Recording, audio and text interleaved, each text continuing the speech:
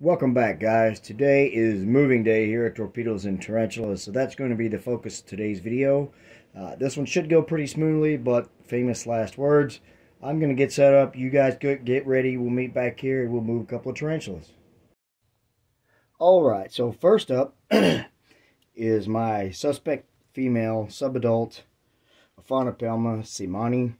I got this one and another one as a freebie about 4 years ago, shortly after I got into the hobby. A tarantula YouTuber, maybe known by some of you, hasn't been doing as much lately, but used to do quite a bit of tarantula and snake stuff. Edward Tyndall had a giveaway, and a friend of mine won that giveaway.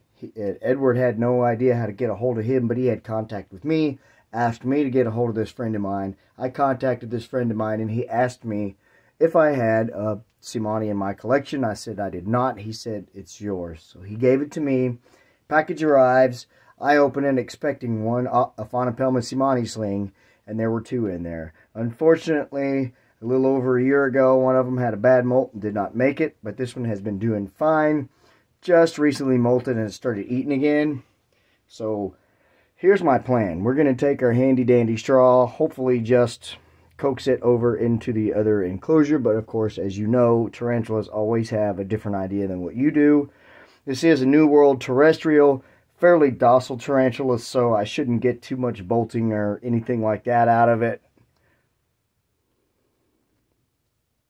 And we'll see if it won't just go from one enclosure to the other. This one's been in need of an enclosure for a while. You can see by the substrate and everything that this thing has been a little bulldozer.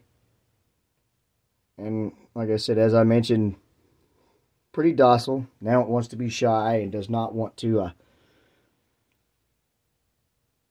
move any farther. Beautiful tarantulas, though. The common name is the Costa Rican striped knee, I believe. But again, that's why we don't use common names. It does not want to go into the other enclosure, and you can see that right there. It's actually pushing back with its foot against the straw, so it just doesn't want to go. So off camera, I am going to get it in a catch bottle, and then we will move it over to the other enclosure. Alright, so I just put the bottle over it, and it took a little prodding, but I used the paintbrush and kind of pushed it into the bottle. Now comes the fun part, trying to get it out. You will notice the whole time there has been no bolting, there has been no threat posture, and there has been no hair kicking. And from what I understand, that's fairly common with the Aphanopelma siemani, which makes them pretty popular in the hobby, besides that absolutely beautiful look. And they're fairly common in the hobby, so they're not too hard to find. Word to the wise, if you want to get these guys, though, try to find some juvenile or subadult, because they grow very slowly.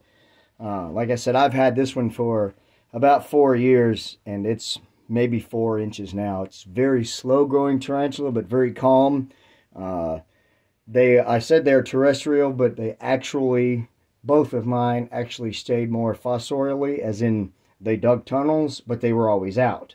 So, you know, they would dig a tunnel and they had a place to go, but they were always outside the tunnel.